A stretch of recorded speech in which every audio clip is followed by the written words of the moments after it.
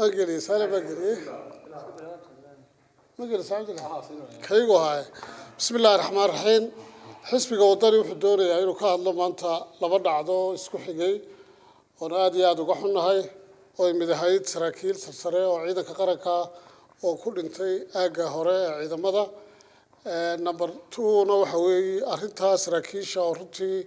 أدي عدو قحنا هاي وقاب كلود دلي يسل لود دلي من يعني دولة كهذل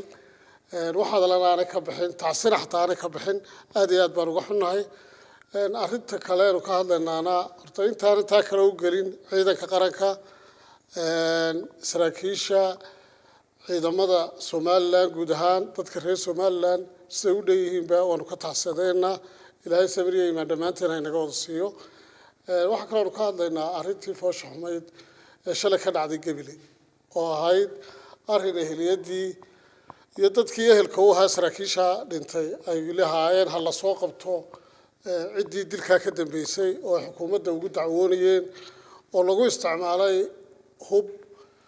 yar hasaas nool la huwiyay maantana dhaawacoogi uu jiifo Gabiley dhakhtarka Gabiley aad iyo aad baan uga xunahay aad iyo aad baan uga taxsadeena dadka dhaawacmayna waxaanu ilaahay uga baryaynaa inuu caafimaad dhakhsaas iyo cidii dhimatayna ilaahay sabriye iimaan ka siiyo iyar haddii aan dhaafo horta arrintaas saraakiisha haddii aan ku noqdo waxa aad iyo aad la yaab u leh saraakiil sarsare oo ciidanka qaranka ka tirsan oo aanu cadow dilin oo goob dagaal aan ku dhiban oo xeradoodii lagu dilay oo aanay cadaynin xukuumaddu sababta loo dilay iyo waxay ku dhinteen xataa aas qaran xataa aan loo samayn taasi aan loo dilin waalidkoodii aad iyo aad baan uga xunahay aad iyo aad baan martayaanu aan uga tiraasayna mas'uuliyad darrada xukuumaddu ay samaysay waxaanu soo jeedinaynaa haddaanu xisbiga wadani arrinkaasi in loo saaro guddi madax bannaan oo heer qarana oo baadha sida ay saraakiishaas ku dhinteen ummadana u soo bandhiga wixii ay saraakiishaas ku dhinteen maadaama ay xukuumaddii dalka ka mas'uulahay awoodi kari weyday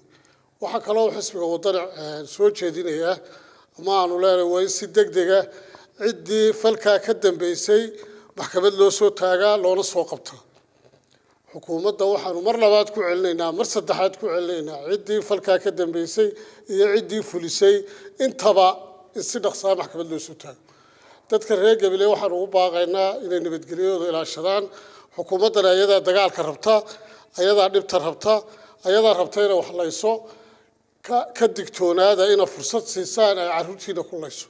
way tegaysaa intay tegayso yaana cidna inaga saayeen waxaad leenahay istijiya nabadgelyadiina ilaashada wixii idiga maqana si caadi ah u muujiya bal sidii aanay rasaasaydi ugu dhacday shalayba si fiican baa u muujiseen xaqna waa u leedihiin ina soo baxdaan ina mudaharaadaan si muddo sharciga jideeyay waxa la wuxuu diidayaa ma jiro sharci u diidayaa ma jiro sharciguna maaha wax laba nin ay jeebada ku sitaane waa ka qoran ee ummaddu ay wada leedahay mudaharaadna waa loo gol yahay waana xaq laakiin maadaama caqliga aynu dooranay uu rasaas garanayo wixii rasaasta aan kaga badbaadayno falowgeed la qabto waana mahadsantahay